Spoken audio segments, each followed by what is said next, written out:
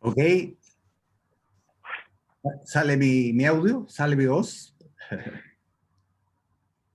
Sí, te escuchas perfectamente. Ok, ok. Bueno, solamente saludarlos al comenzar esta versión 2021 del How to Win, que en realidad es How to Win en EFI, el nombre completo, que dirigirá para ustedes una vez más Ricardo y Diego, con ayuda de sus panelistas.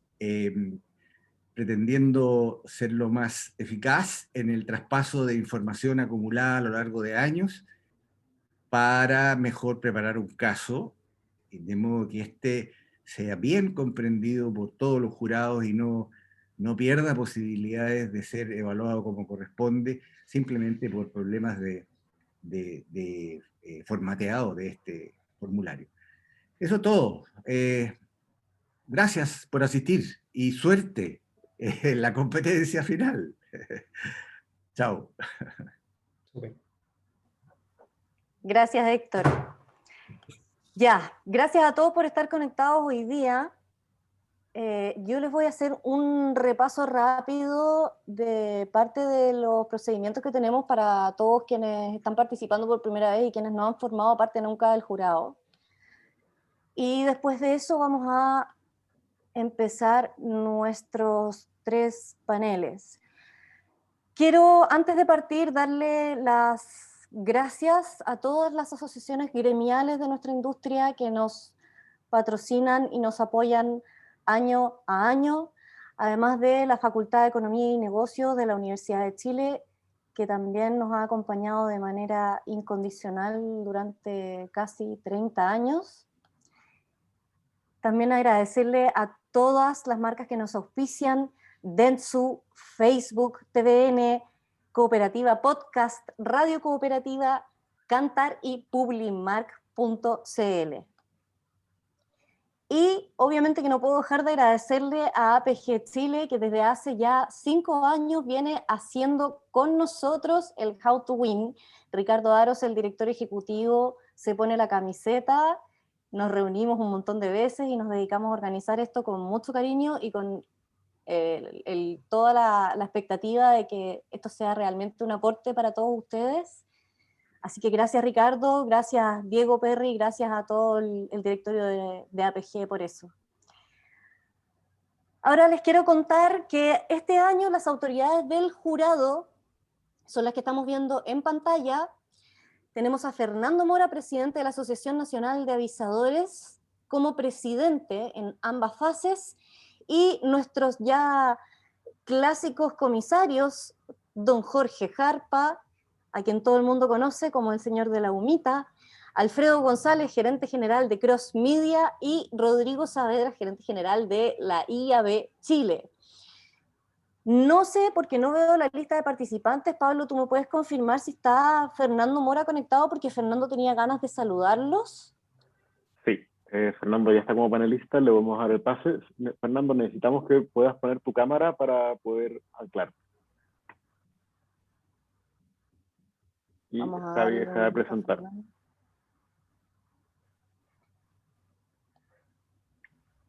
Como mande. Acá seguimos las instrucciones de Pablo, que es el que... Acá está Fernando, añadirlo sacado. Ya.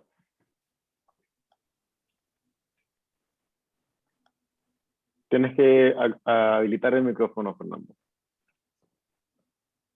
Lo tengo habilitado, ¿me escuchan ahí o no? Sí. Perfecto. Sí. Bueno, muchas gracias por la invitación.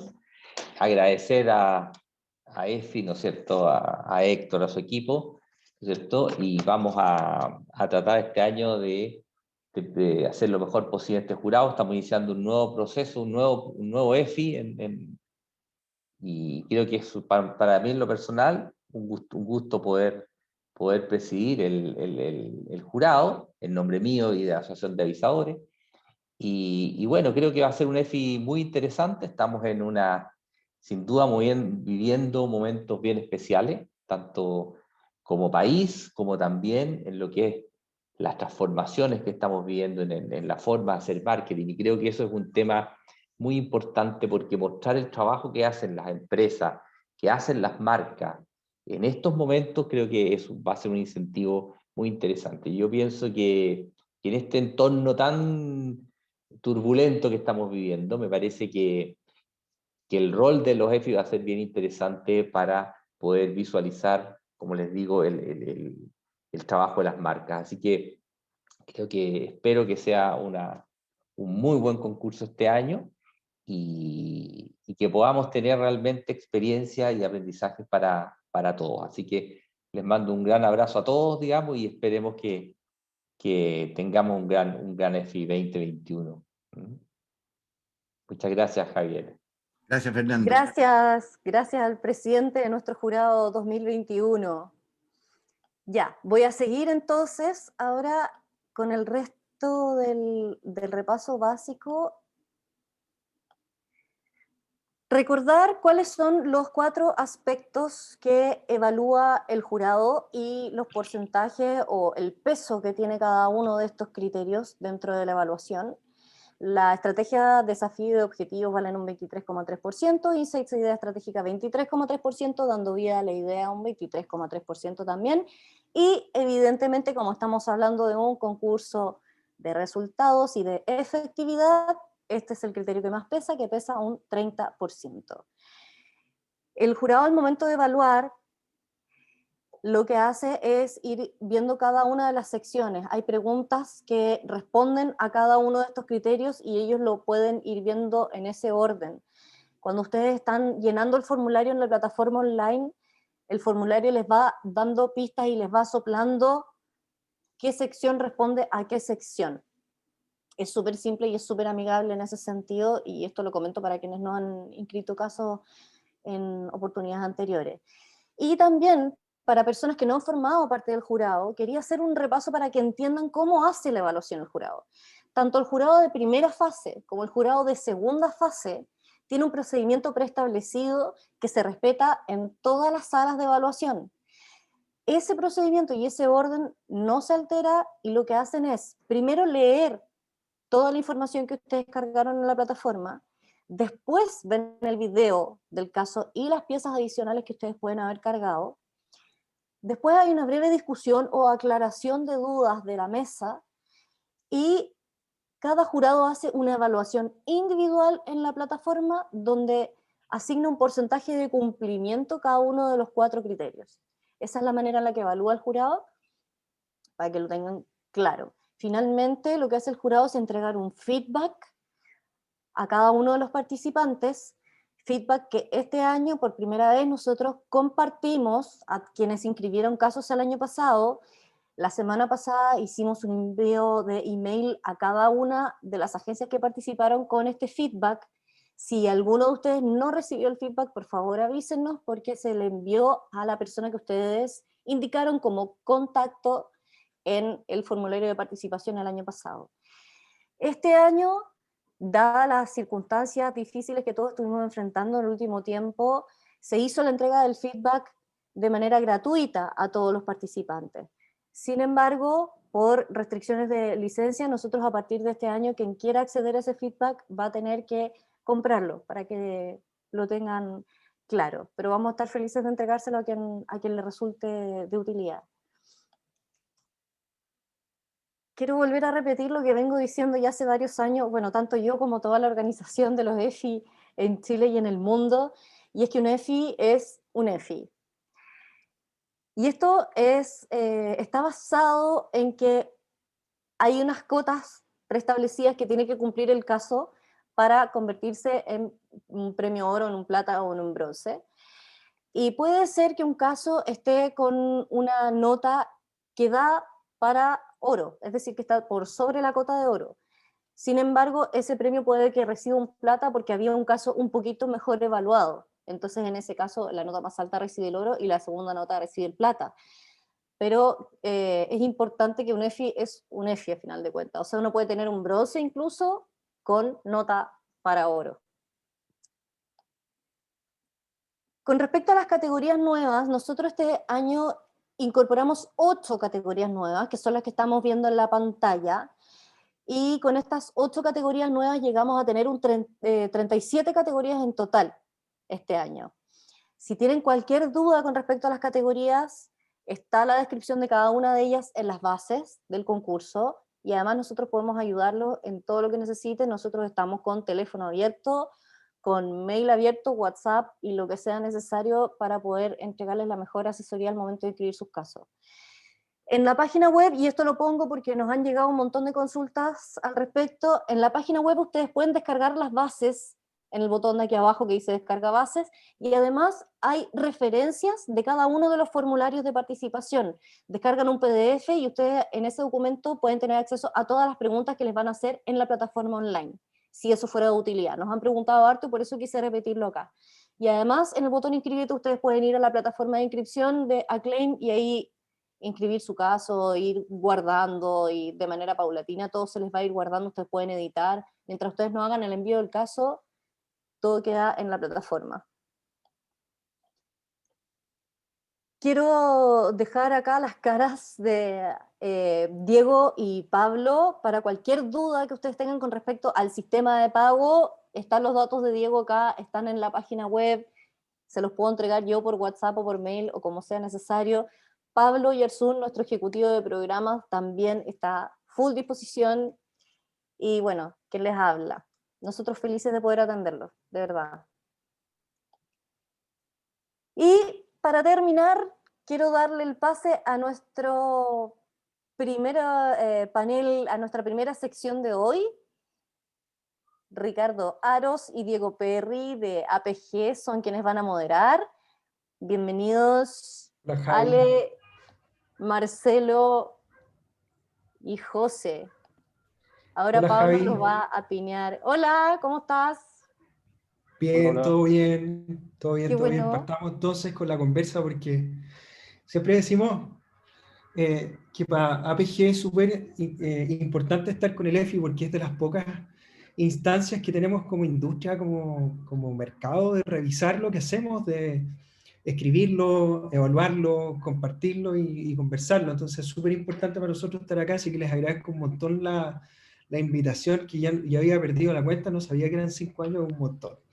Así que muchas gracias. Y bueno, estamos con Diego aquí, con Diego vamos a estar haciendo un montón de preguntas a nuestros 3 invitados, ¿no es cierto? Está la Alejandra Aparicio, que es gerente de marketing corporativo de Falabella, ¿no es cierto? Marcelo Con, que es gerente general de Genaro, y José Miguel Ventura, Vulcano Mayor, ¿no? De la Vulca, ¿no? Entonces, pero la idea para todos los que nos están escuchando es que aprovechemos esta conversación como un minuto, como una instancia para poder hacer preguntas.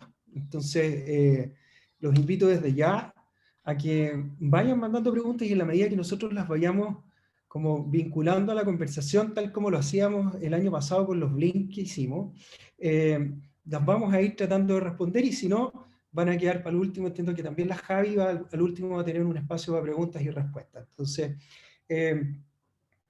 vamos a la conversa, vos, Perry, ¿no? Sí, Démosle. A ver, mira, lo primero, yo le quería preguntar a la Ale algo, porque la Ale tiene la experiencia de haber sido varias veces jurado y nos hemos topado en algunas mesas. Me acuerdo que el año pasado nos tocó juntos y creo que en la segunda fase, y es bien clave que todo el mundo entienda bien de qué se trata esto de ser jurado, porque uno como que se enfrenta a una mañana, o a veces una mañana y media tarde de lectura, lectura, lectura, lectura, de un caso tras otro. Serán unos 6 minutos por caso, uno está leyendo, y la verdad es que todos los competidores tienen el desafío de llamar la atención, de alguna manera, de capturar la atención del jurado. Entonces, yo te quería preguntar, Ali, si nos pudís como comentar desde tu punto de vista como jurado que ha estado varias veces en esa instancia, ¿qué según tú hace que un caso sea o aparezca interesante? ¿Qué hace que un caso de repente te conquiste, te llame la atención? Incluso a veces se defienda el caso en los comentarios. Buenísimo. Bueno, primero agradecer a Héctor, a la Javi y a todos por la invitación. La verdad que un gusto estar con todos ustedes conversando sobre los EFI, tema de pasión personal también. Mira, como tú bien mencionabas, Ricardo, el flujo de las sesiones son bien intensas. Tenemos tiempos bien acotados. somos todos muy apasionados por los temas, entonces tenemos que ser bien efectivos en el proceso. Yo creo que lo primero, y es algo súper básico, tiene que ver con la calidad de la redacción y el contenido que tiene un caso. Es decir, esto es pensar como en un pitch, ¿no? En Silicon Valley, que tiene una cantidad de segundos específicos. Es imaginarse ese escenario y efectivamente tener un storytelling simple y directo con la información precisa. Lo que ocurre muchas veces es que leemos todos en silencio el caso y luego quedan vacíos, quedan dudas, no hay información que no queda clara, y ese es el momento donde se empieza a desinflar un caso porque no tiene una potencia a la primera lectura. Eso como en términos generales. Segundo, hay casos muy frecuentes, a ti seguro también te ha pasado, donde es bastante evidente que, como el trabajo del colegio, cada quien se llevó un capítulo, ¿no? El equipo era de 5, cada uno redactó un capítulo y luego juntamos todo. Efectivamente, eso es absolutamente evidente cuando uno hace las lecturas, porque no está el storytelling y porque cada capítulo apunta hacia distintas conclusiones o hacia distintas argumentaciones. Yo creo que aquí hay que tomarse el trabajo como un equipo multidisciplinario y estar súper claro el por qué estoy postulando esta categoría, qué objetivos nos trazamos al inicio del proyecto, por qué consideramos que la idea fue poderosa y al final los resultados súper concretos asignados al objetivo, ¿no? Entonces esto tiene que ser un trabajo conjunto y no en silos, ¿sí? que eso se ve mucho. Yo te diría que esas, como a grandes rasgos, es lo primero que todos sentimos al momento de leer un caso y que hay que tener mucho ojo. Oye, Ale, para profundizar un poco, porque discutíamos incluso con Richie antes de esta reunión, y este es un año súper raro para todo, pero pensando en los EFI, como que la experiencia empieza a valer, pero al mismo tiempo no vale tanto en el sentido de que nunca nadie se enfrentó a un contexto como que el vivimos en el periodo de este premio EFI. Piensa que es desde enero del año pasado hasta mitad de este año, y es como post-estallido, pandemia. Ese es el contexto de todas las marcas. Entonces, tomando tu experiencia, pero pensando más como el cómo se enfrenta la jura que viene ahora, prácticamente todos podrían decir el contexto, pandemia y estallido, y darían, no sé, 600 casos con el mismo contexto. ¿Cómo recomendarías tú que se aborde esa particularidad o singularidad de los casos que te atrape, entendiendo que hay un contexto tan fuerte, casi como igualado para todos? ¿Cómo tomarías eso como para información relevante para tu caso particular y que no sea con genérico? Claro, yo creo que si bien el contexto es súper, digamos, transversal a todos, es importante que pensemos cuál fue el dolor particular de mi segmento objetivo, de mi cliente, que se gatilló o se profundizó con toda la coyuntura, ¿no?, del último año y medio. Si nosotros tenemos claro ese dolor y cómo mi propuesta creativa de medios, etcétera, dio respuesta, vas a poder hacer un link bien específico a tu realidad, ¿no? Todo el tema económico es transversal, todos los cambios que hemos vivido, digitalización, temas económicos, pero si yo logro pinear específicamente ese dolor, ya ese es un paso adelante. Lo otro es que todos vivimos un año de muchísimas restricciones, sobre todo presupuestarias en el lado de las marcas. Bueno, mostremos cómo transformamos el vaso medio lleno en un vaso medio vacío, ¿no? Cómo del dolor y de la situación coyuntural compleja sacamos y develamos oportunidades. Yo diría esas dos cosas serían interesantes de poder ver en los casos. Súper. Perfecto. Sí, yo creo que igual vamos a también a retomar cosas de las que tú planteaste acá, el storytelling claro, específico, vamos a hacerle doble clic incluso a algunas partes del formulario. Pero antes de entrar al doble clic específico, le quería preguntar a Marcelo, de manera general. Porque Marcelo, yo me acuerdo que hablamos en algún minuto el año pasado, creo que nos topamos en una sesión de How to Win, y tu agencia que estáis liderando como gerente general, que es relativamente nueva, ¿cuánto tiene? 2 años, 1 año? 2 años cumplió 2 esta años. semana, claro. Súper. Sí. Y el año pasado fue la primera vez que participaste. Sí. Como Genaro en los EFI, ¿no es cierto? Sí, entonces yo quería rescatar eso y lo bien que te fue, porque entiendo que inscribiste 3 casos y ganaste 3 EFI. Entonces, como rescatar eso para poder también invitar a todos los que están a lo mejor por primera vez participando. Hay mucho que le toca por primera vez de repente escribir un caso. Hay un momento en las agencias o en el lado del cliente que de repente no te había tocado nunca, y te toca escribir el caso, ¿no? Entonces, como desde esa experiencia y como pensando en esa gente, en ese momento, ¿qué aconsejarías tú tener en cuenta? ¿O qué no hacer para tener buenas posibilidades? Sí, está bien, es una buena pregunta. Lo que creo que no hay que hacer por ningún motivo es no dedicarle tiempo, talento y cabeza, ¿ya? Creo que hay que dedicarle tiempo, hay que dedicarle harta cabeza y talento, ¿no? No puede ser, y uno lo ve en los casos, ¿no?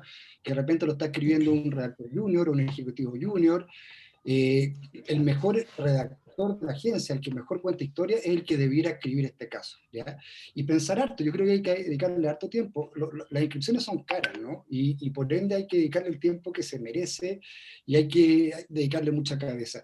Nosotros, ¿cómo escribimos los casos? Bueno, nos sirvió mucho la junta que tuvimos, ¿no? Y también invito a la gente de que aproveche esa instancia, ¿no? De hecho, en la junta que tuvimos, uno de los casos que yo pensaba en cierta categoría, ustedes me dijeron, manda a otra categoría y les fue súper bien. Nosotros cuando nos enfrentamos a un EFI, hay dos cosas básicas que tienen que ver con contar una buena historia, ¿verdad? No aburrir, lo que decía la Alejandra, ¿no? De repente uno ve los casos, la primera pregunta y está contado todo el caso, la segunda pregunta está contado todo el caso, la tercera todo el caso. Y hay que dramatizar esto un poco, contar una historia y de a poco ir revelando, y el truco es que el jurado lea la primera respuesta y te den ganas de leer la segunda, a ver qué pasó. Entonces, por un lado es contar una buena historia y por el otro, que es súper importante, es presentar bien la evidencia, ¿no? Para nosotros eso es clave. Y eso es solo como en qué nos basamos, contar una buena historia y presentar bien la evidencia. Y dedicarle tiempo y cariño y darle una vuelta. Y a veces uno lo tiene listo, pero darle otra vuelta. No puede ser que a una persona le toque por primera vez escribir un caso, ¿no? Eso creo que no puede ser. Está bien, uno tiene que ir metiendo a gente nueva, pero tiene que haber alguien con experiencia liderando esto, porque si no es muy difícil ganar, creo yo. Bueno, sí, hay como que hacer un poquito de escuela, ¿no? Perry, no sé si tenía algo tú. Sí, mira, ¿cómo estáis, Marcelo? Quería preguntarte, Marcelo, haciendo una distinción, porque tú, claro, o sea, creíste por primera vez dos casos en una agencia que ya 2 años, o sea, como el mejor de los debuts, pero tú tenés bastante experiencia. O sea, la agencia es nueva, pero tú eres de los crack gurú de años de historia, así que tenés carrete para atrás. Entonces, quería preguntarte en la conformación de equipos, especialmente, porque hay como teorías distintas. Yo he escuchado a gente que dice nos juntamos varios y esto se trabaja colectivamente, y de hecho me tocó algún tiempo hacerlo con más personas, y hay otros que dicen, mira, yo escucho de todo, pero yo me encierro y lo escribo. En tu experiencia, tanto en tu experiencia ante otras agencias como en la de ahora, ¿qué recomiendas o qué cosa podrías destacar de la conformación del equipo para hacer un caso? ¿Cómo lo ves? ¿Vas a un lado, pasa al otro, un mixto? Sí, es una buena pregunta también. Yo tuve la suerte de que cuando trabajé en España me hicieron un taller de cómo escribir EFI, la gente de Sancho Bebedo, que es la agencia que más EFI ha ganado en la historia de los EFI, ¿ya? Sí. Entonces, súper bueno. Y acá la lógica es tener un partidor donde todos conversamos sobre el EFI, ¿verdad? Todos empezamos a levantar puntos, a distribuir trabajo, pero hay una persona que es la que tiene que liderar ese proyecto y es la que tiene que escribir. Yo creo que eso de escribir como parchado no funciona, no funciona porque esto es un relato, esto es un cuento, es como un guión, ¿no? Un guión lo escribe una persona, independientemente que se trabaja entre varios. Entonces yo creo que es importante que la persona que mejor escriba esté a cargo, pero obviamente alimentándose del equipo. Y de nuevo, y parar, y uno lo termina de escribir y uno lo comparte con el equipo de nuevo, y todos lo leen, ¿no? Porque hay un montón de cosas que uno tiene que evaluar. Hay cosas como, por ejemplo, que uno no puede dejar, siento yo que uno no puede dejar nada al azar, ¿no? De repente uno está de jurado y de repente uno se da cuenta que un caso le fue increíble, pero claro, porque bajaron el precio.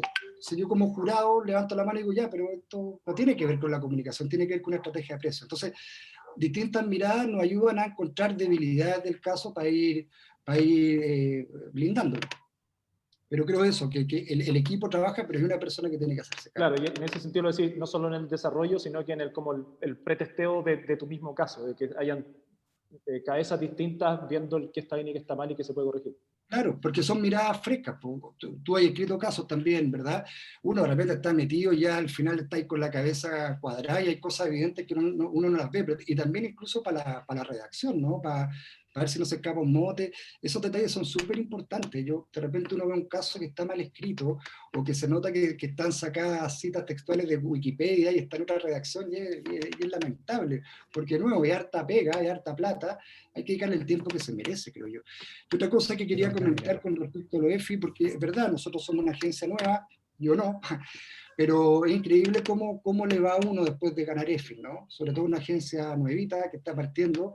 Nosotros ganamos, nos fue muy bien, y nos empezaron a llegar hartos clientes y a preguntarnos. Entonces, como creo que para las agencias nuevas, jueguensela, porque realmente, o las agencias más chiquititas, es una súper plataforma de captación de clientes y de mostrar lo que uno hace. Yo creo que a mí me pasa con las agencias que cuando uno presenta credenciales, todas las agencias son iguales, ¿no? Somos 360, tenemos herramientas, bla, bla, pero nosotros como Genaro nos gusta esto es lo que hicimos, esto es lo que hacemos, y así nos vendemos. Entonces los EFI sirven para eso, ¿no? Para mostrarle a la gente el buen trabajo que nos está haciendo. Súper, súper. Oye, y justo le quiero preguntar algo a José, y justo estaba apareciendo una pregunta de alguien que está en la audiencia, digamos. Pero José, desde tu ángulo, que es este ángulo que no hemos como, ¿te acordáis que se bautizó como el consigliere que está, ¿no? No es ni cliente Pero ni muy competencia. mafiosa la palabra. Sí. Bueno. pero en ese rol externo, que de alguna manera puede tener alguna objetividad mayor, ¿no? Que siendo tú el cliente dueño de tu caso, o siendo tú agencia dueño de tu campaña, ¿cómo recomendarías tú fusionar los esfuerzos de cliente, de la agencia medio? ¿Cómo sería la mejor fórmula que se te ocurra a ti para poder sacarle el mejor partido a todos los integrantes o participantes de un mismo caso, que a veces no son solamente agencia y cliente, son más de una agencia, etcétera? Es difícil tener la receta, porque si uno tuviera la combinación ideal de los ingredientes, tendríamos al final un montón de premios también, pero puede ser un rol como el que me tocó jugar con la Vulca el año pasado, con varias de las marcas que nosotros trabajamos y que presentaron casos. O sea, fue súper gracioso porque al final nosotros también estuvimos metidos en un ranking de agencias, estuvimos ahí casi que a la par con Genaro, y nosotros no somos agencia de publicidad. Y un poco lo que se hizo ahí fue este trabajo que decía Marcelo, de cómo tú lográis meter un ente, entre comillas, validador, que tenga esta mirada externa y que pueda estar revisando, entre comillas, lo que tú te estás mirando para adentro, porque al final yo creo que en los EFI uno choca mucho con esta dinámica de que uno se autoconvence de que su caso es bueno. ¿Cachai? Uno ve, y uno como cliente primero te gusta lo que hiciste, te encantáis porque participaste en el proceso completo. Uno como agencia también pasa un poco lo mismo, porque tú también hiciste el trabajo creativo, hiciste el desarrollo, y encontráis que cuando aparte conversa con resultados también te enamoráis. El tema es cómo hacerlo atractivo para alguien que es de afuera. Y yo creo que eso es súper importante dentro del rol que se puede jugar, por lo menos en mi caso como más asesor de una marca, es que al final tú tenés que siempre estar como haciendo el cable a tierra, como teniendo la pata abajo de la cama y poniendo el ancla, para que la cuestión en el fondo funcione, porque el dato, por ejemplo, que tiene que estar dentro del caso, muchas veces al final uno termina usándolo como que el que sobreexplica se complica. O de repente uno cree que por poner más objetivo el caso queda más sólido, o de repente a uno se le olvida que hoy día el mismo caso uno lo puede inscribir en más de una categoría y que puede cambiar el fraseo, que puede cambiar el contexto de cómo uno lo está escribiendo, y que eso hace que el caso calce con la categoría en la cual tú estás poniendo el caso a competir. Y yo creo que es súper importante eso, que en el fondo, así como Marcelo dice que tiene que haber un guía dentro de la agencia, dentro de la marca, ojalá también tener un guía que vayan conectándose y vayan conversando, pero yo creo que es súper valioso tener un ente de afuera que sea como un validador y que sea este cable a la tierra de la conexión, de decir, ¿sabéis qué? Yo creo que esto se va a hacer interesante para alguien por A, por B o por C motivo. Y yo creo que eso se puede encontrar, es súper bueno, al final más ojos miran mejor el contexto, y mejor todavía si es que buscan a alguien para que ayude, que tenga esta visión un poquitito más amplia y que no esté tan metido dentro de la categoría en la cual tú estás trabajando, para evitar estos enamoramientos que de repente nos ponen sesgo. Todo el rato. Sí. Oye, José, yendo al tema de los datos, lo comentaste por ahí. Yo me acuerdo que en algunas charlas años atrás comentaste esta idea que me encantó de la historia detrás del dato. O sea, no es el dato puro, sino que el relato de historia que está detrás de ese, porque lo humaniza, porque genera como incluso relevancia para cómo lo vaya a bajar a una acción. Eso me parece súper interesante como punto de vista respecto a la manera de escribir hoy día un caso EFI, que siempre tuvo datos, pero que incluso hay categorías donde el dato se hace mucho más fuerte.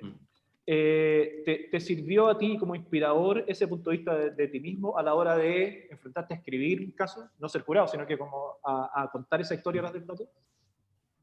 Es que yo creo que la Ale, cuando hizo el comentario, tocó un punto que es súper importante, como cómo bajáis los contextos, cómo demostráis la efectividad del caso, como decía Marcelo. Y al final el dato es el que te ayuda a eso.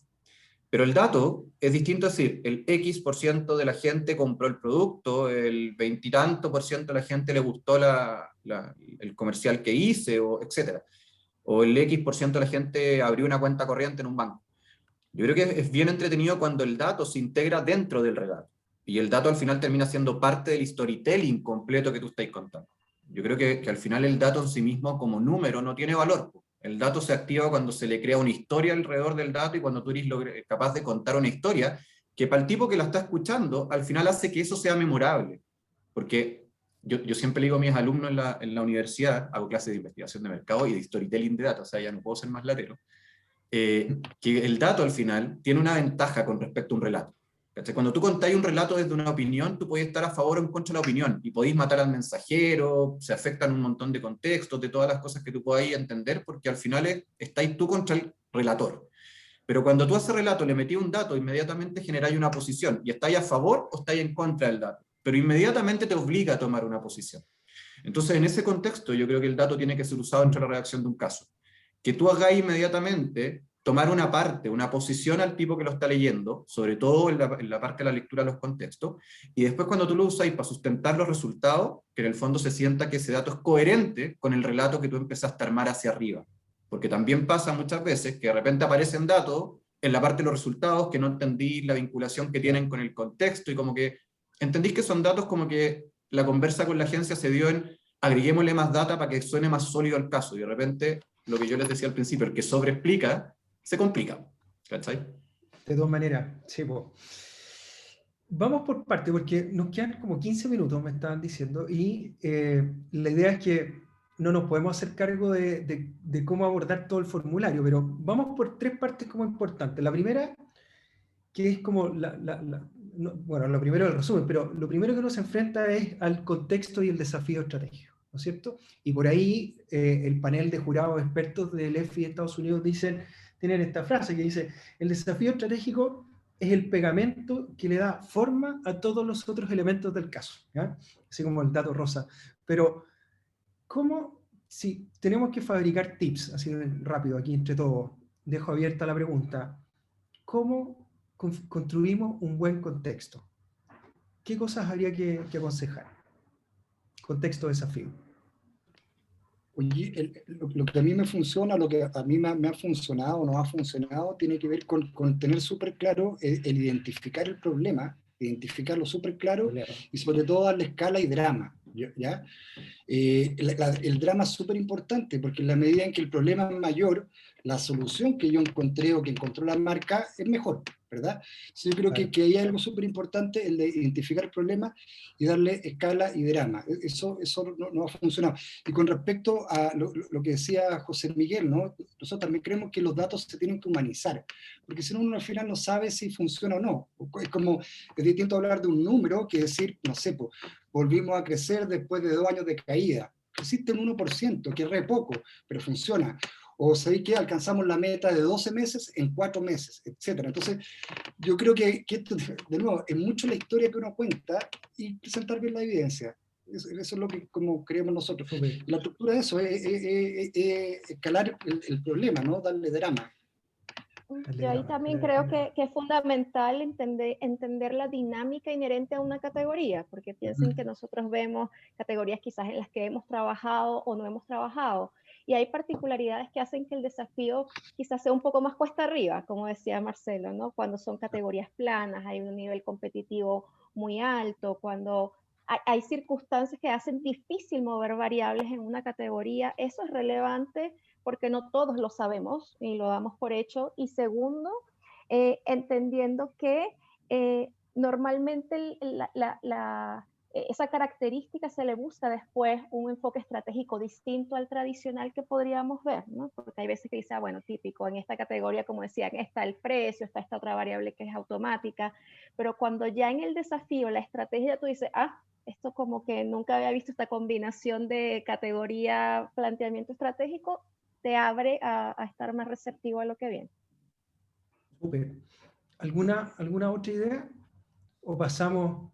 Espérate, yo quería comentar solamente una cosa que no ha tocado, o sea, nos tocó en otros How to Win antes, y tenía que ver con ubicar o darle contexto al jurado como jurado respecto al caso y su categoría, que creo que es súper importante. Entonces quería preguntarle incluso a ustedes como experiencia de jurado, porque hay veces que en el contexto termina el relato con un desafío que puede ser como, mire, queríamos dar vuelta a esto con un tanto por ciento de X, y el jurado puede decir, un tanto por ciento es nada, o un tanto por ciento es mucho, es súper desafiante. Y la única forma de alinear al jurado tenía que ver con cómo lo contextualizo a él, cómo le doy un bench, cómo le doy una referencia. ¿Cómo recomiendan ustedes eso respecto a la escritura de los casos? Para alinear al jurado y eso, y hacerlo sensible a ese desafío. Justamente eso tiene que ver con la parte que venía justo, que es como, ¿cómo hacemos ver que nuestros objetivos y luego los resultados, que generalmente uno los contrasta en la jurada, están bien planteados y los van a valorar tanto como los valoro yo por estar dentro de la agencia? O sea, Yo tengo un punto que es bien simple, que uno primero tiene que entender contra quién se está enfrentando en las batallas que uno da. Y el jurado EFI son personas que trabajan en marketing, son personas que tienen un grado de conocimiento de industrias relativamente alto, entonces también hay que tener ojo en cómo uno plantea la situación. Para mí contexto y objetivos son, no sé si los más importantes, pero son las cosas que deberían estar más unidas, porque generalmente, de nuevo, uno cuando está trabajando dentro de una marca o dentro de una agencia, uno se autoplantea los objetivos porque son los que venían en el brief, cuando se hace un buen brief, partiendo de esa base. Pero son los que venían en el brief. Pero el contexto, uno tiene que entender que el contexto viene desde la marca, viene desde la industria en la que está inmersa la marca, y viene desde el contexto que está pasando en la sociedad. O sea, hay contextos que están hoy día cambiando porque en el diario salen noticias todos los días. Hay contextos que están cambiando porque nosotros vemos comentarios, noticias en redes sociales que cambian el contexto. Entonces, lo primero es que cuando uno escribe el contexto, bajo mi punto de vista, tiene que ver cuál es la dinámica o cuál es la línea conductual o la línea temática del contexto general que mejor linkea con la industria en la cual está inmersa mi caso. Entonces, entender que el mismo contexto puede tener múltiples bajadas en función de múltiples industrias.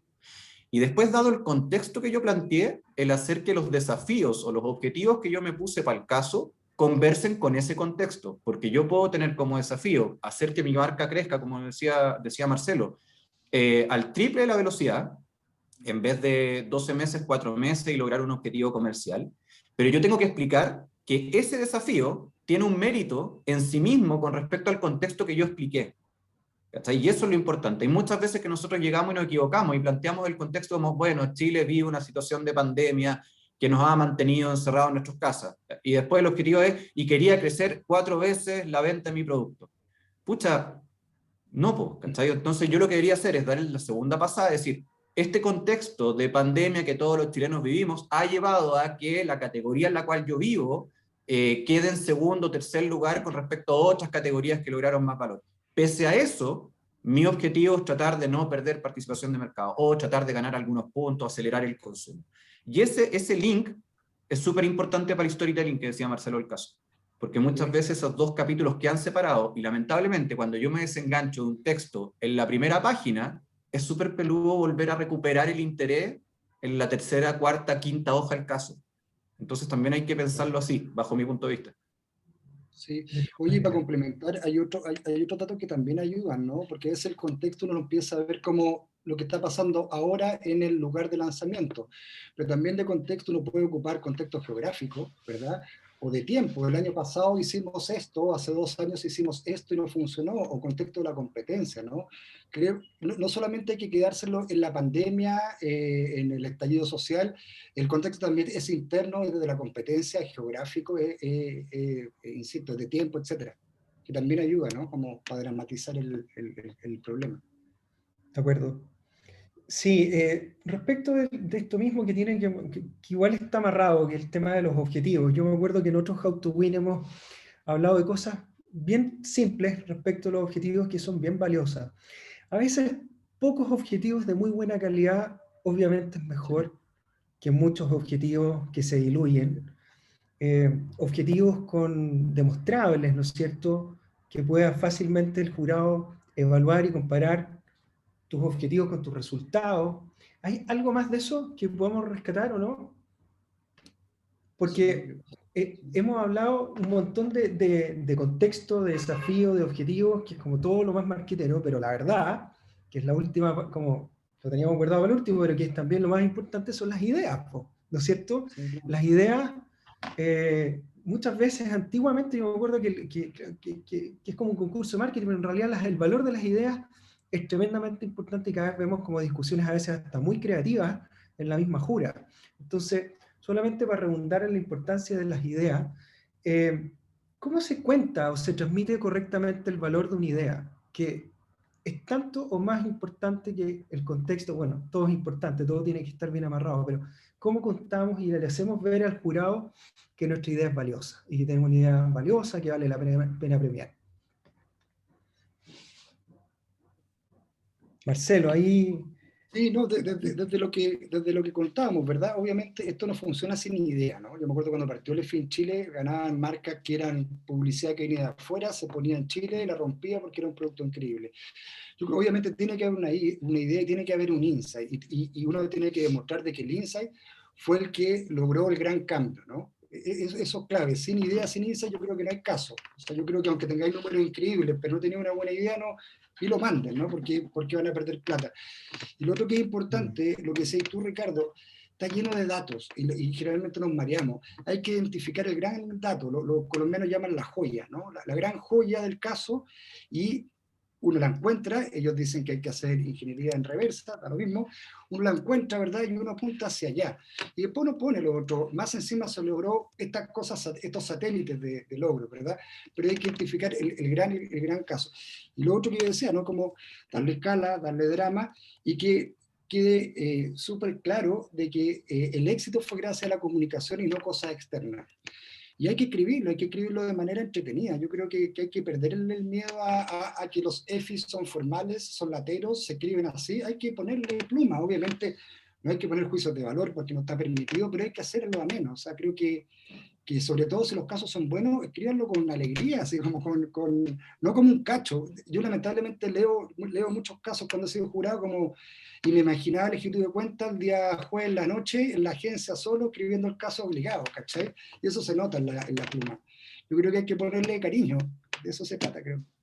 Bueno. Oye, Marcelo, siguiendo con eso, haciendo como un doble clic en la misma pregunta de Richie sobre la gran idea, porque la idea igual es como un redoble de tambores respecto al caso. Si tú lo venís leyendo como jurado, llega la idea, llega un momento que si enganchaste, como que enganchaste con la serie, es como que es el momento y después la disfrutáis.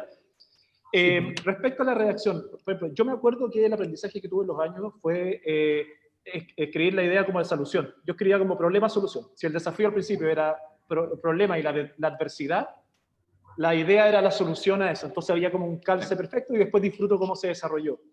Y en la redacción, pues tú le aprendí al flaco Varas del lab de ProLab, que siempre ponía una idea fuerza subrayada, destacada, para hacerla entender súper fuerte y después simplificar la lectura, porque después desarrollaba lo que decís tú como la textura.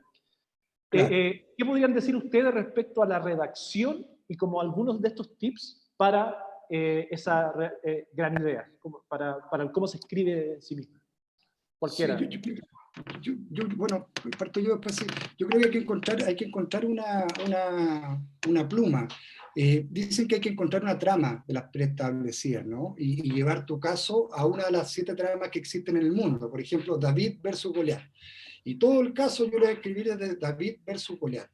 Esos son tips que dicen que funciona. Yo de verdad creo que hay un montón de tips también. Por ejemplo, lo de titular cada pregunta o cada respuesta, bueno, ¿no? Como ya está bien, creo que ayuda. Hay otros tips que dicen que siempre hay que dejar una enseñanza cuando uno escribe un caso, lo dicen los colombianos. Porque a todo el mundo nos gusta aprender, ¿no? Y aunque seamos viejos y bla, bla, bla, uno cuando se enfrenta a esto no va a aprender. Entonces también creo que el poner enseñanzas o lecciones se agradece. Yo creo que hay que escribirlo entretenido, Perry, creo que hay que hacerlo agradable, creo que hay que hacer una lectura que la gente quiera ver, ¿no?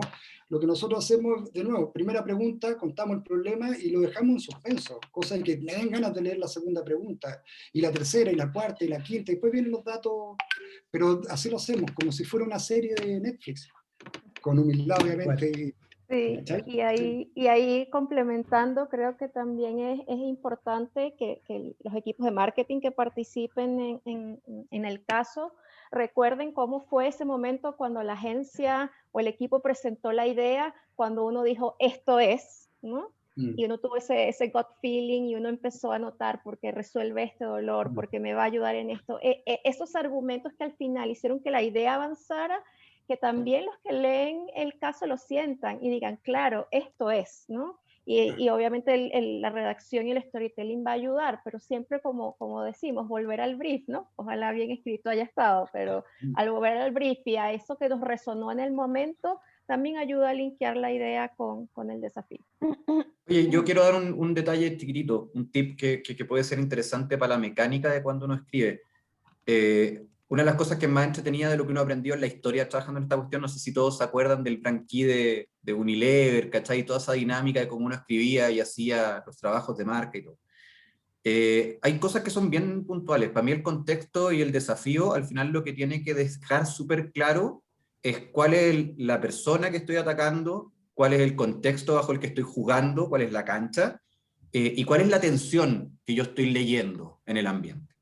Esas cosas, esas tres cosas tienen que quedar claras en el contexto y en el desafío. Y cuando tú tiráis el insight o la gran idea, es justamente lo que une la persona con el contexto y con la tensión. Y al final viene a dar como el conector, a dar esta solución, dado ese contexto, esas personas y esa tensión que se está viviendo. ¿Cachai?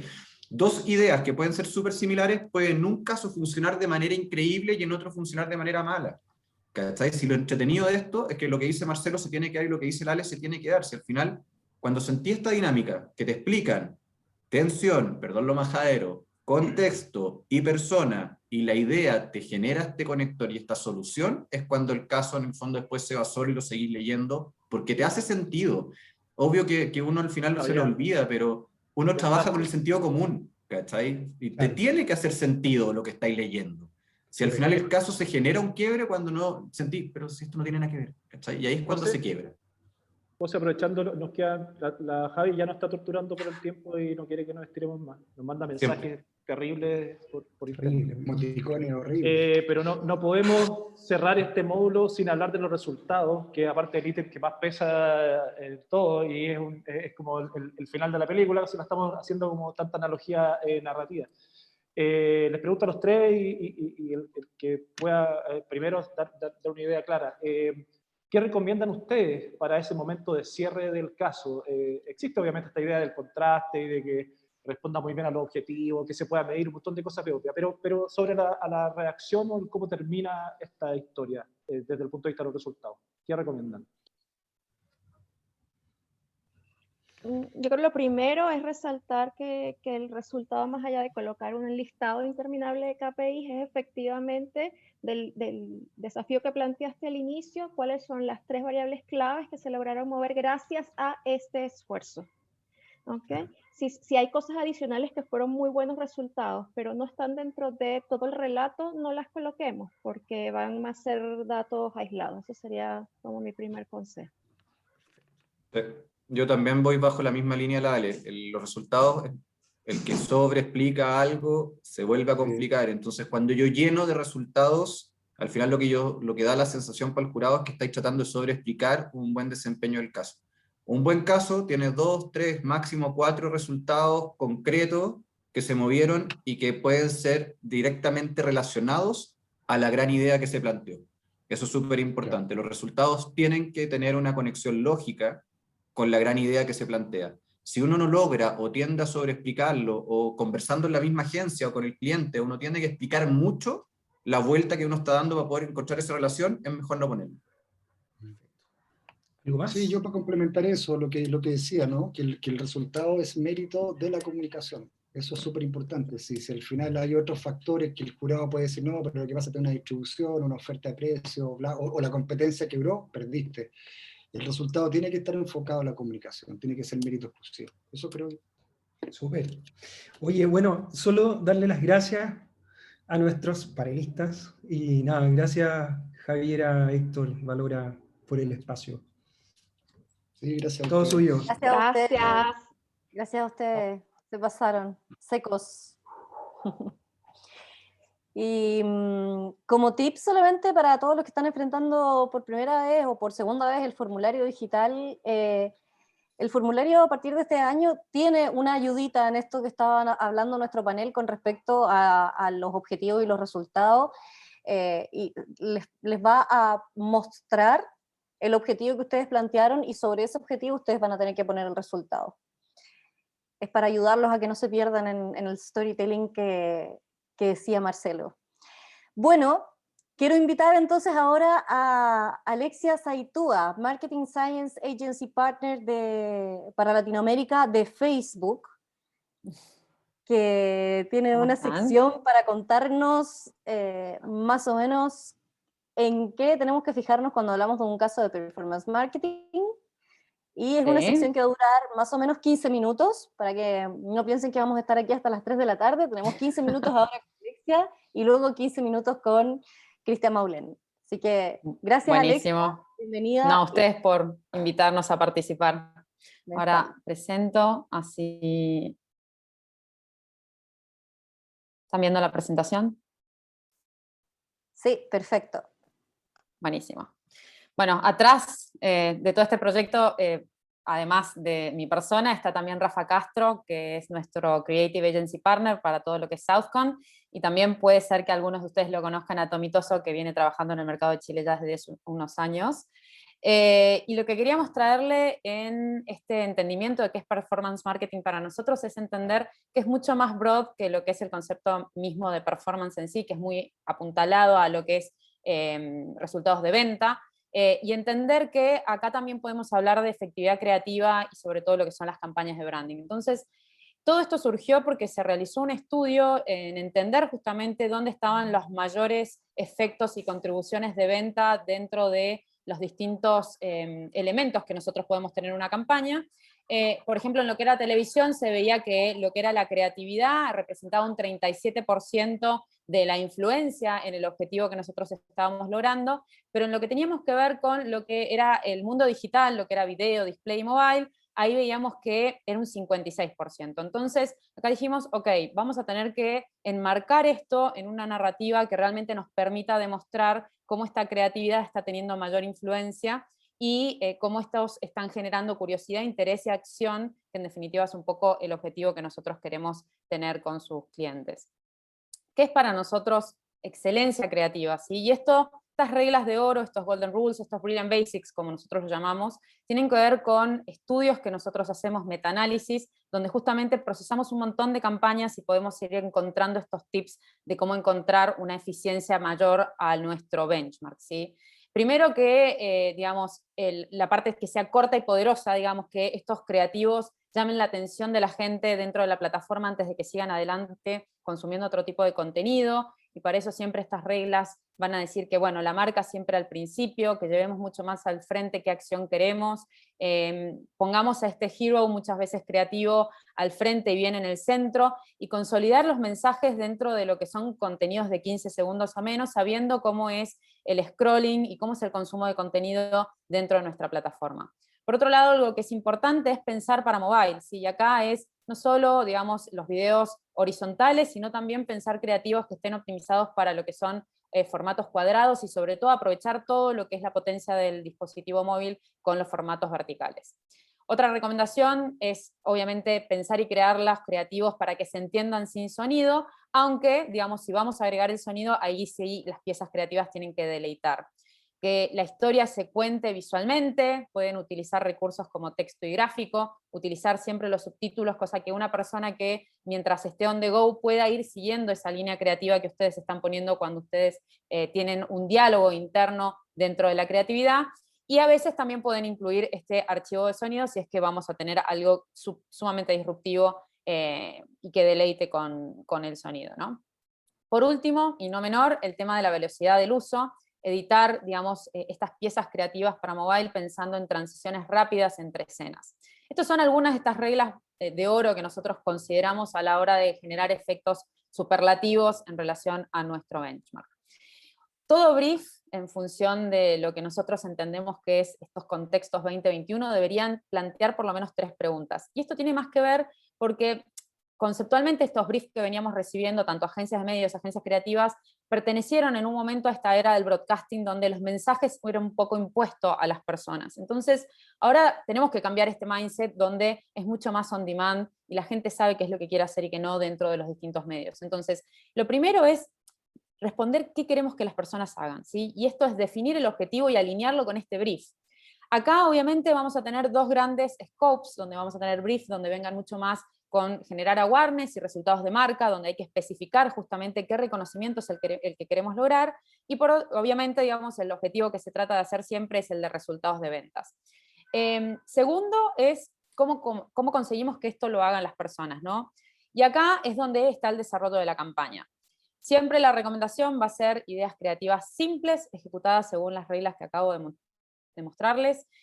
Obviamente esto acompañado por una gran estrategia de medios, ahí nosotros tenemos también estudios que validan de alguna manera por qué hay ciertas recomendaciones, como la de utilizar targets amplios, como utilizar ciertas frecuencias óptimas, o inclusive utilizar todas las ubicaciones que tenemos disponibles, ayudan a que nuestra plataforma logre ubicar a estas digamos, clientes potenciales, audiencias potenciales, y tener los mejores resultados.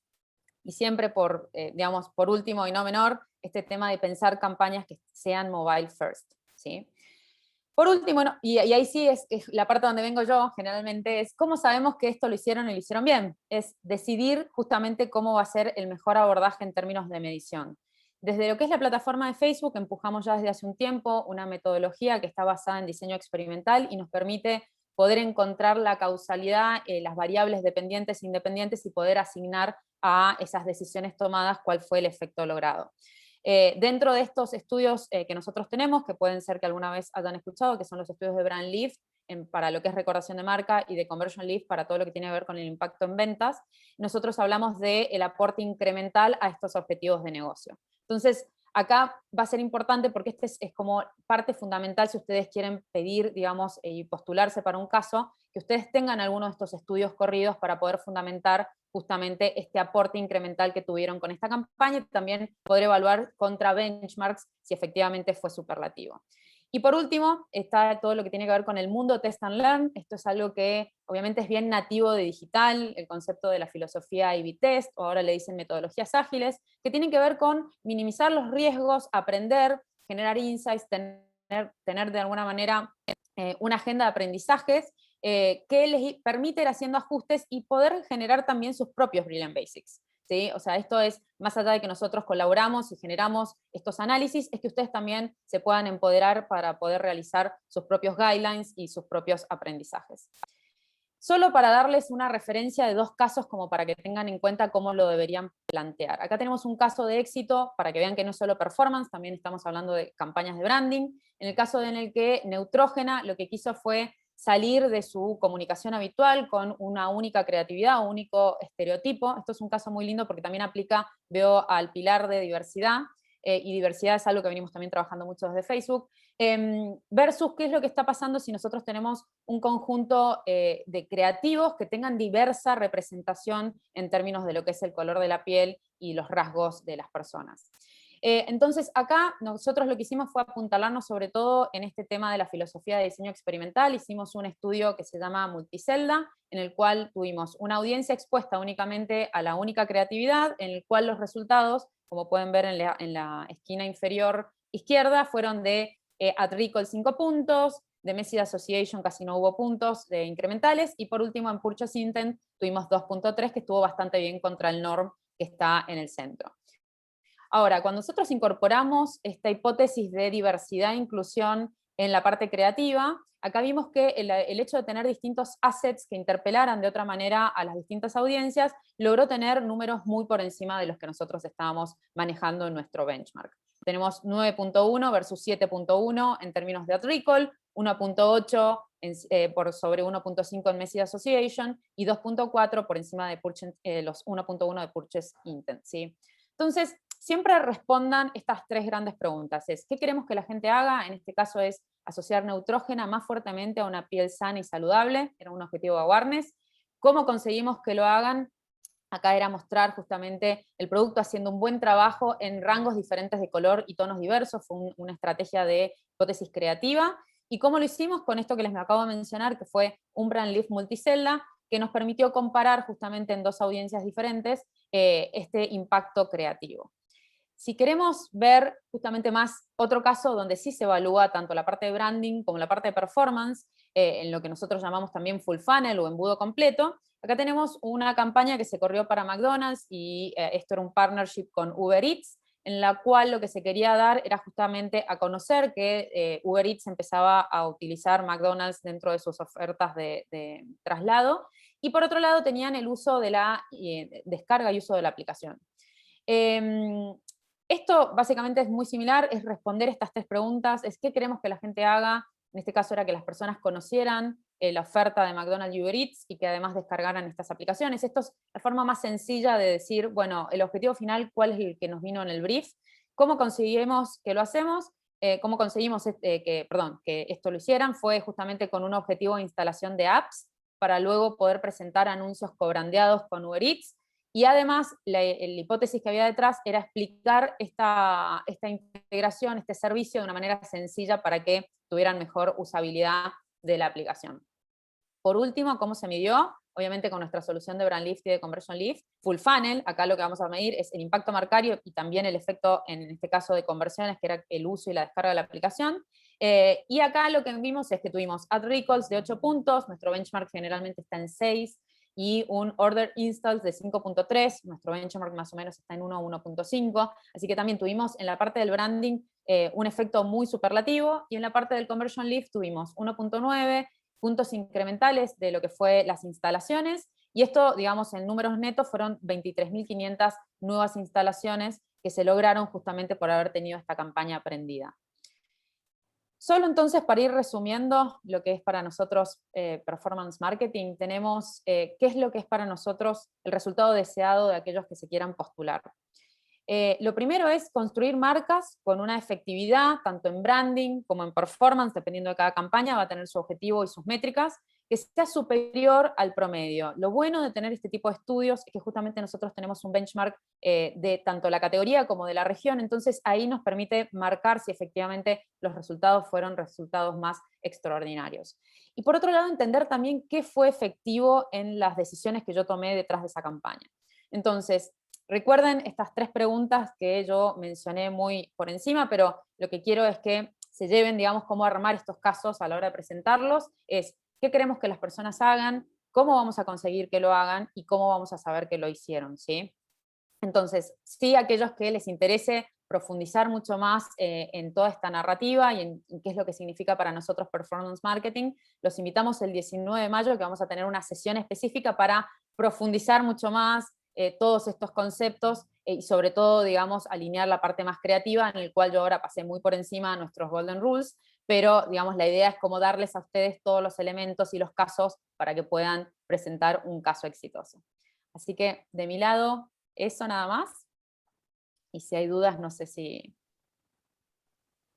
Si hay dudas, las ponen en el chat, por favor, y ahí vamos viendo cómo las vamos respondiendo. Gracias, Alexia. No, ustedes. Muy eficiente tu presentación. Muchas gracias también por eso. Vamos a pasar entonces al siguiente segmento, que corresponde a la respuesta de a qué nos referimos cuando hablamos de un caso de Data Driven. Y Cristian Maulén, presidente del Consejo de Autorregulación de la AMDD, nos va a responder esta pregunta también en 14 minutos, dijo él. Así que vamos a cronometrar. Bueno, un gusto, Javiera. Gracias, Cristian. Poder estar aquí hablando de Data Driven, una categoría que cada año presenta mayor interés. Así que vamos a intentar en 14-15 minutos responder este gran tema, que es finalmente un caso Data Driven y cómo hacerlo exitoso. bueno, estamos trabajando en una colaboración con EFI, con Valora, entre AMDD y EFI, buscando potenciar esta categoría, así que estamos muy contentos de poder apoyarnos y poder desarrollar la industria también desde los datos. Bueno, ¿qué es entonces un proyecto data-driven que te permite impulsar las decisiones basándonos en datos? Lo que quiero cubrir en este momento. Y partamos un poco diciendo y declarando qué es data-driven marketing o una campaña o método data-driven marketing. Primero, lo vamos a entender como cualquier comunicación por cualquier medio que se base en conjuntos de datos personales. Es una de las características principales, que busca más personalización y o relevancia en la elaboración de perfiles para poder targetear mejor. Busca llegar a una persona o grupos de personas específicas quienes están más probables, aquí hay un dato importante, quien está o es más probable de interés en el contenido de la comunicación.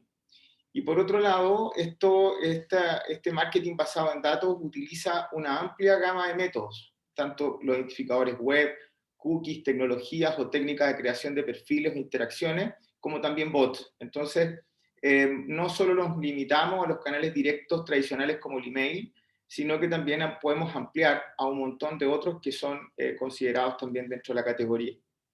Lo que busca es que la organización reduzca el riesgo de enviar comunicaciones no deseadas. Esto según lo que plantea la Global DMA, que buscamos no molestar a los clientes o llegar en los momentos en que más y mejor los podemos persuadir. Bueno, en contraste, ¿qué no es? Bien.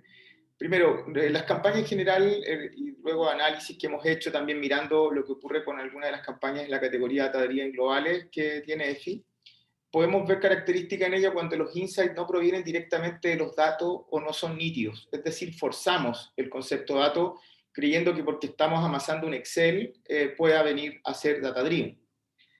Carencia de un conocimiento profundo del cliente. El caso, como ya lo vimos en el panel, no establece hipótesis sobre el comportamiento del cliente. Es lo que vamos a entender Customer Insights para tener una perspectiva un poco más favorable sobre el comportamiento o sobre un estado de un cliente.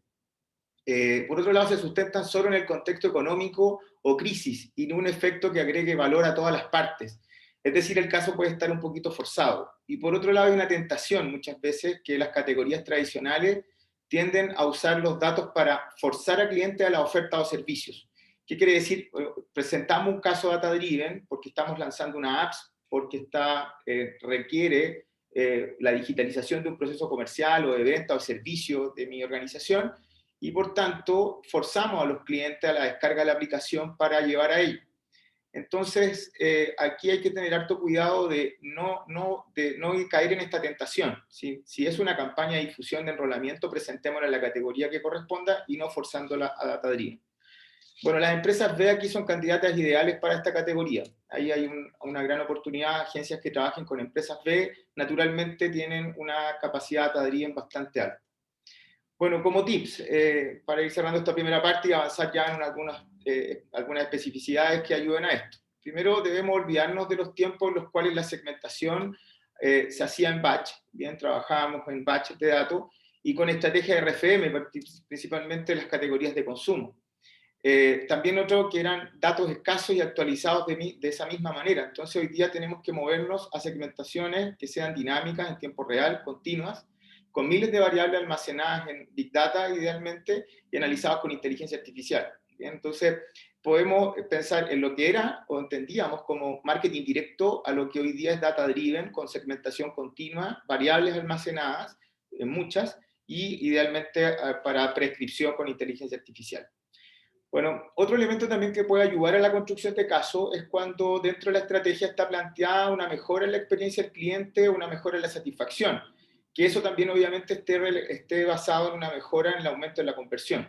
¿Qué va a implicar esto como tip relevante para hacer el caso ganador a nivel de los objetivos? Es que la estrategia de compra de medios, al estar hipersegmentada, va a optimizar la inversión. Por tanto, también va a generar, como ya lo mostraron en la presentación anterior, un mejor indicio de venta incremental, como elemento clave en la presentación del caso. Bueno, miremos data-driven hacia el futuro. Una cosa es que presentemos los casos este año y tengamos nuestras primeras experiencias, pero las agencias, como también las marcas, mirar data driven hacia el futuro, porque finalmente es una estrategia relevante hoy día y clave en las organizaciones para la optimización de sus recursos.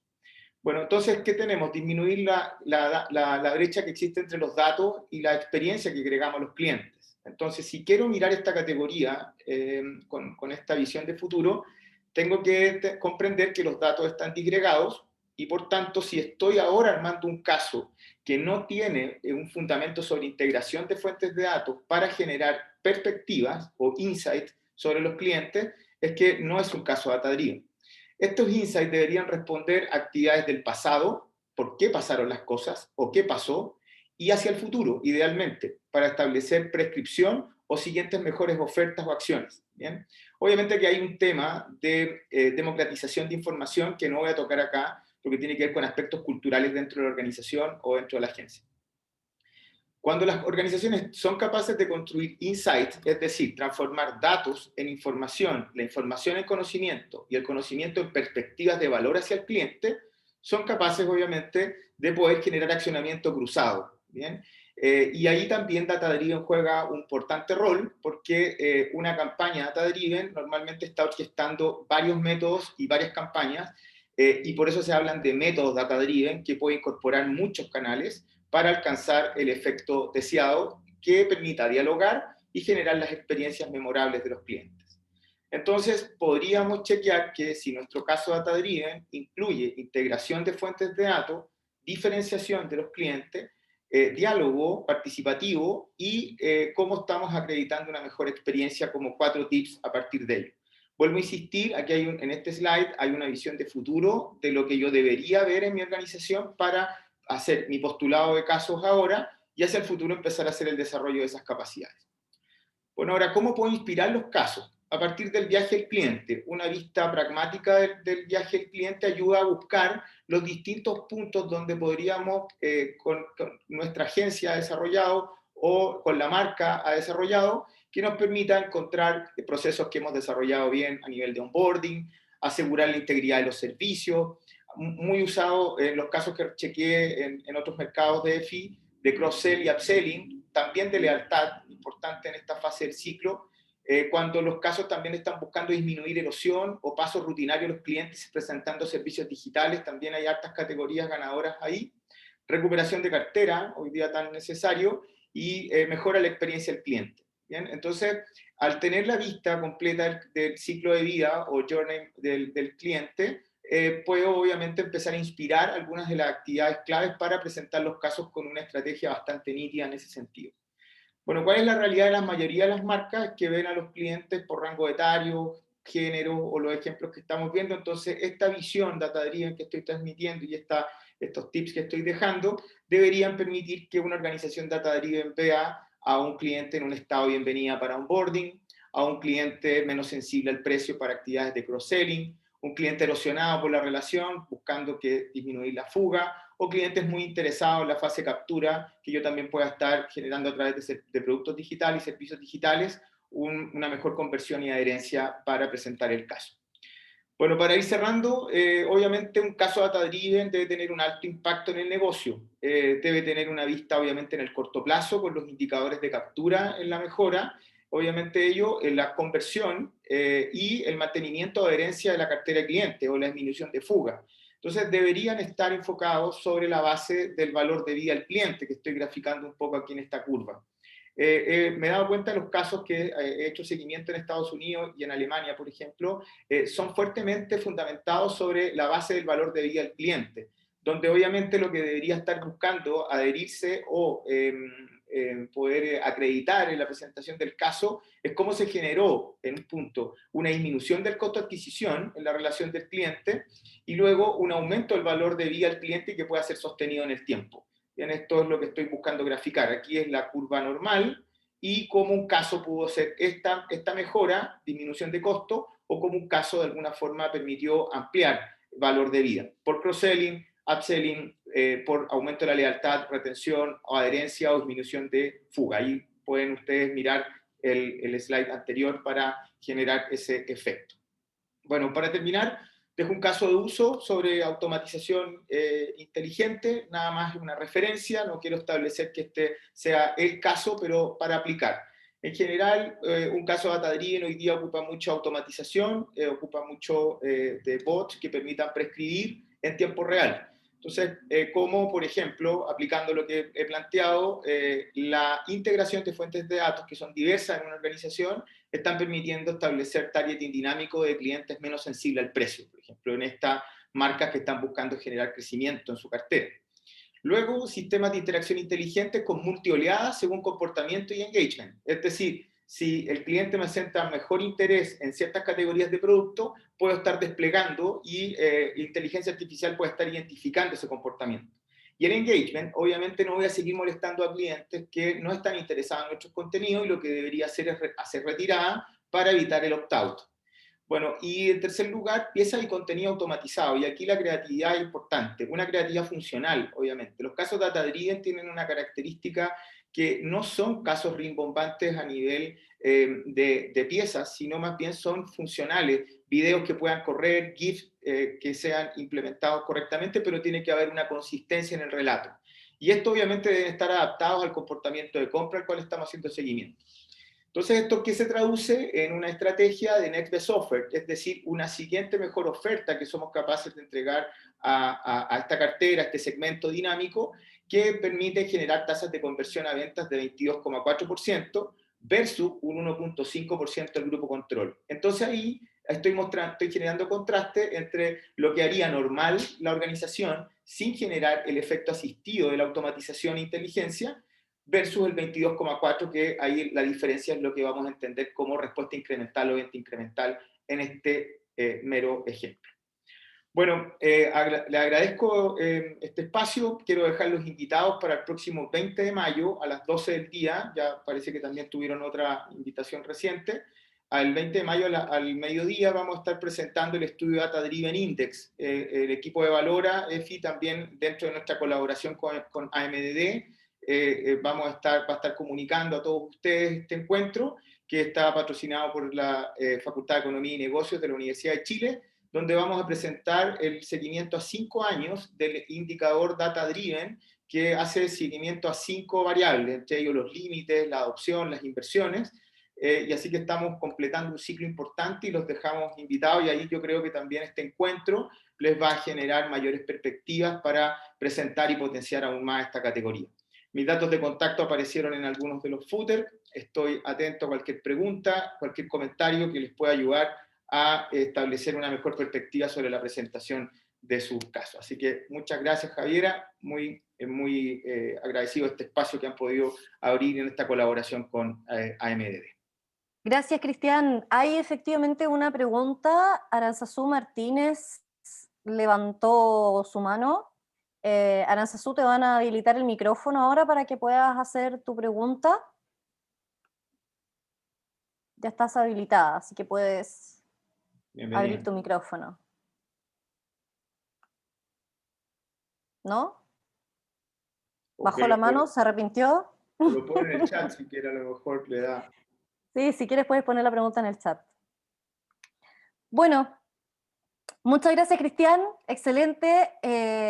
Si tienes el link a mano para la inscripción a la presentación que van a hacer el 20, y si no, nosotros igual vamos a estar haciendo un envío a toda nuestra base de datos en cuanto recibamos eso.